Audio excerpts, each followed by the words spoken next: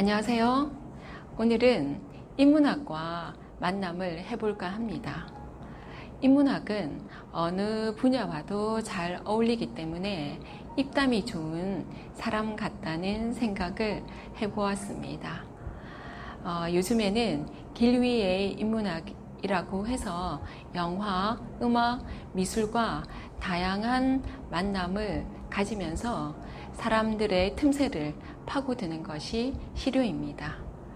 연일 내리쬐는 폭염을 피해서 서점에 갔다가 책 한 권을 만났습니다.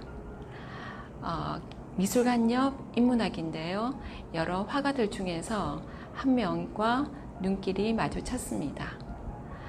그는 스페인에서 가장 사랑받는 화가이자 현대 미술의 아버지인 프란시스코 고야입니다. 그의 붓길을 따라서 18세기 후반 스페인 궁정으로 같이 가볼까요? 인문학 산책. 고독한 야수 고야를 만나다. 부산 근교 바닷가의 이색적인 서점이 문을 열었다. 이곳에서 몇 가지의 덤을 누릴 수 있다. 도심의 왁자한 서점과는 달리 고즈넉하다. 바깥의 짙푸른 바다가 넘실대다가 책장과 책창 사이로 들이치면 여름의 열기에 데워졌던 온몸이 시원해진다. 바다와 경계를 이루는 유리창에는 비릿한 해조염이 따개비처럼 다닥다닥 붙은 착각이 든다. 바다의 알싸한 느낌이 그대로 책 갈피마다 꽂혀있고 갈매기의 끄르끄름은 배경음악이 된다. 노란 표지의 책 하나가 얼굴을 슬쩍 내민다.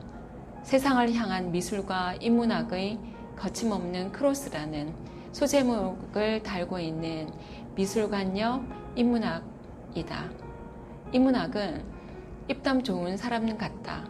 세상 모든 것의 근본이 사람이라는 이 인위본을 다루는 어느 분야와도 어우러진다는 것을 실감한다.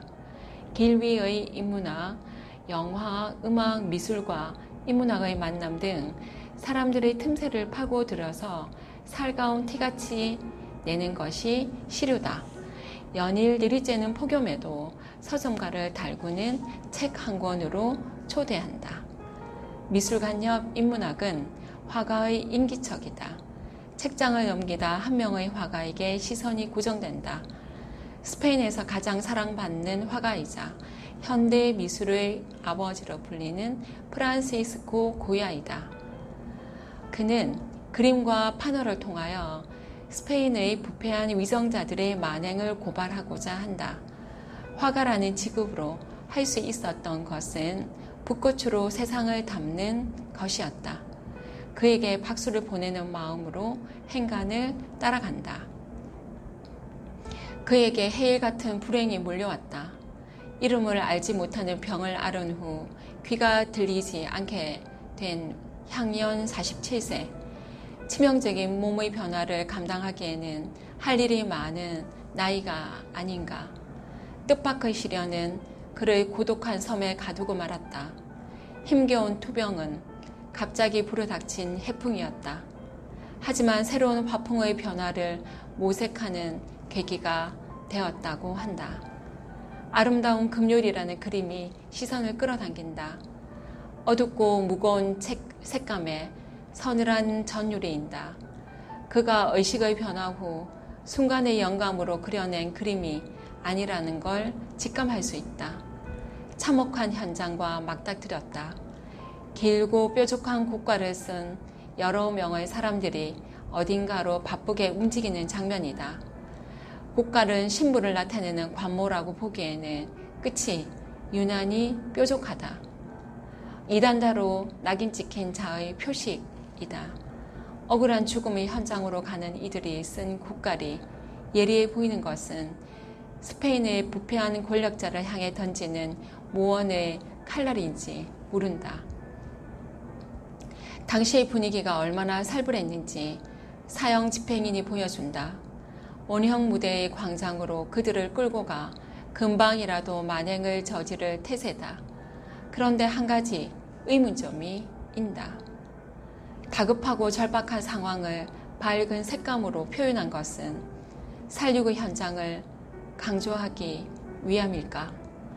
백성들이 검은 어둠 속에서 속수무책으로 서 있는 모습은 스산한데 광장 뒤편 종교적 상징인 성모 마리아 상은 말이 없다.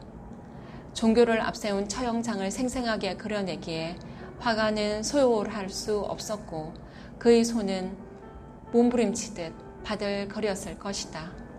전율이 내게도 이렇게 전해지는 것을 보면 아름다운 금요일은 권력자들의 입장에서 축제의 날이다. 화가는 인간이기를 포기한 괴물로 형성화했다. 괴물들은 예나 지금도 어딘가에서 가면을 쓰고 백성을 위하고 국민의 안위를 걱정하는 위정자 노릇을 태어나게 하고 있을 것이다. 모두가 떠난 광장에는 낭자한 죽음뿐이다. 생명의 소중함이라고는 찾을 수 없이 황량하다. 백성들에게는 잊지 못할 피로 물든 붉은 금요일이다. 그는 아름답지 못한 금요일의 참상을 후세의 신반대에 세우고자 외로운 작업을 했단 말인가. 결국 자신도 괴물이라는 별명을 얻을 만큼 끊임없이 권력을 지향하는 인간의 잠재된 욕망은 덫이라는 걸 미술관 옆에 버티고 선 인문학은 생각하게 한다. 고야는 사회평론가였다. 창의적인 구도와 자신감 넘치는 화폭은 노년으로 접어들면서 반체계적인 화가로 바뀌었다. 스페인의 철학자 카세트에 의하면 고야는 괴물을 자청했고 절망적인 스페인 또한 괴물이었다고 고백한다. 미술관 옆 인문학은 친절한 안내자였다. 그림의 의미나 모티브를 다루는 미술사의 한 분야인 도상학을 활용하여 그림 속으로 여행을 돕는다. 연일 폭염주의보와 열대야가 기승을 부려도 몸과 마음은 지치기 십상이지만 마음에 드는 책 하나 있다면 아이스 커피 한 잔의 시원함처럼 몸의 체감 온도는 내려간다. 예술가들의 손에 든 것이 차가운 얼음 같은 이성의 펜과 붓이었으면 좋겠다. 고야, 그를 고독한 야수라고 불러주고 싶다. 그 곁에 미녀가 있어야 제격이지만 그렇지 못해서 아쉬움은 조금 남는다. 미술과 인문학의 산책이 끝나간다. 화가의 고민은 한 시대의 내밀한 얼굴이자 본연의 모습이다. 나름 일상에서 눌러두었던 지적 허기를 면하긴 했지만 끝자락은 왠지 쓸쓸하다. 역사의 이면은 어둡고 침울하기 때문이다. 인문학의 열풍은 구원의 바람이다.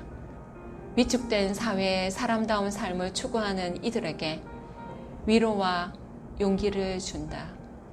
끊임없이 소통의 장을 모색하게 한다. 모든 것의 근본은 사람이라는 메시지가 세상의 자락을 돌아간다.